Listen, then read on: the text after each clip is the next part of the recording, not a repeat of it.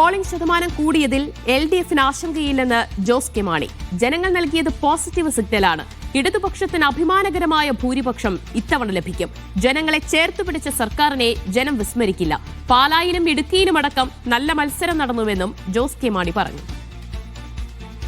ശതമാനം ഇപ്പോൾ നമുക്കറിയാം, വീട്ടിൽ പോയി ചെയ്തത് എല്ലാം കൂടെ കൂട്ടുമ്പോൾ അതിനേക്കാൾ കൂടും, ഒരു 2%, 3% കൂടുമെന്ന് തന്നെയാണ് പ്രതീക്ഷ. പക്ഷേ പൊതുവേ പറയുമ്പോൾ എഫക്റ്റീവ് ആയിട്ടുള്ള ഒരു വോട്ടിംഗ് ഇവിടെ നടന്നിട്ടുണ്ട് എന്ന് പറഞ്ഞാൽ പലരും ചിലവർ സ്ഥലത്തില്ലാതെ പ്രത്യേക യുവാക്കൾ വോട്ട് ഇവിടെയുണ്ട്, പക്ഷേ പുറത്തുള്ളവരുണ്ട്. അപ്പം അതിൻ്റെ കണക്കുകൾ നമ്മൾ കൃത്യമായിട്ട് 18 വയസ്സിനും 25 വയസ്സിനും അടക്കമുള്ള ഒരു തരത്തിൽ പറഞ്ഞാൽ ഒരു ഫസ്റ്റ് ടൈം വോട്ടേഴ്സ് പലരും പുറത്താണ്, ചിലപ്പം മറ്റ് ജില്ലകളിലുമായുള്ളവരുണ്ട്, അങ്ങനെയൊക്കെ ഉള്ളവരുണ്ട്.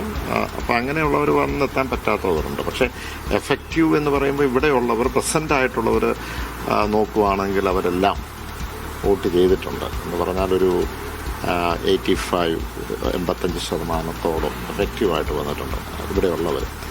പ്രതീക്ഷ എന്ന് പറയുന്നത് തീർച്ചയായിട്ടും നല്ലൊരു പ്രതീക്ഷയിലാണ് നിൽക്കുന്നത്. നല്ലൊരു പോസിറ്റീവായിട്ടുള്ള ഒരു സിഗ്നലാണ് വോട്ടർമാർ നൽകിയിട്ടുള്ളത്. എല്ലാവരും അവർ സംസാരിക്കുമ്പോൾ, അവരോട് ഇടപെടുമ്പോൾ എല്ലാം പോസിറ്റീവായിട്ടുള്ള സിഗ്നലാണ്. അതുകൊണ്ട് തന്നെ നല്ലൊരു മുന്നേറ്റം ഇടതുപക്ഷ ജനാധിപത്യ മുന്നണിക്ക് പാലായിലുണ്ടാവും.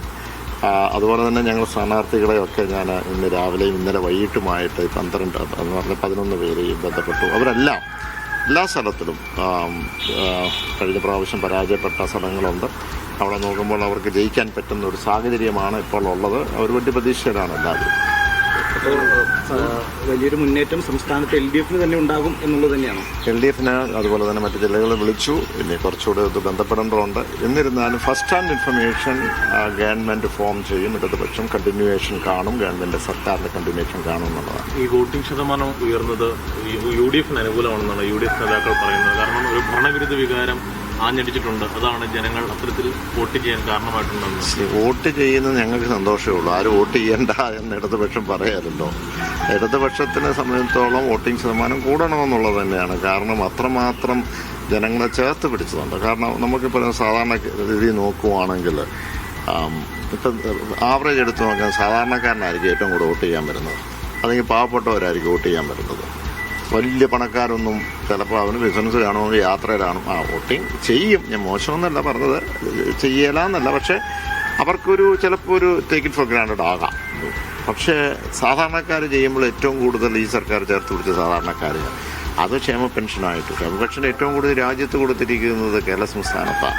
അത് പറഞ്ഞ വാക്ക് പാലിക്കുകയും ചെയ്തു. സ്ത്രീ സുരക്ഷാ പദ്ധതി എത്രയോ മനോഹരമായ പദ്ധതി. മറ്റ് വേതനങ്ങളൊന്നുമില്ലാത്ത ഒരു സ്ത്രീകൾക്ക് 35-നും 60 വയസ്സിനുള്ളവർക്ക് ഏറ്റവും ഹാപ്പിയാണ്. അവർക്ക് എമൗണ്ട് എത്രയാണ് അല്ലെങ്കിൽ ഇത്ര 1000 രൂപ എന്നുള്ളതല്ല, പക്ഷേ അവരെ ഒന്ന് മാനിച്ചു, അവരെ ഒന്ന് ബഹുമാനിച്ചു, അവരെ ഒന്ന് സ്വീകരിച്ചു, അവരെ ചേർത്ത് പിടിച്ചു. ഇതൊരു പ്രത്യേകിച്ച് അത് സൈക്കോളജിക്കലായിട്ട് ആ സർക്കാർ അവരോടൊപ്പം ഉണ്ട് എന്നുള്ളതാണ്. പ്രതീക്ഷകൾ പങ്കുവയ്ക്കുകയായിരുന്നു പാലായിലെ LDF സ്ഥാനാർത്ഥി ജോസ് കെ.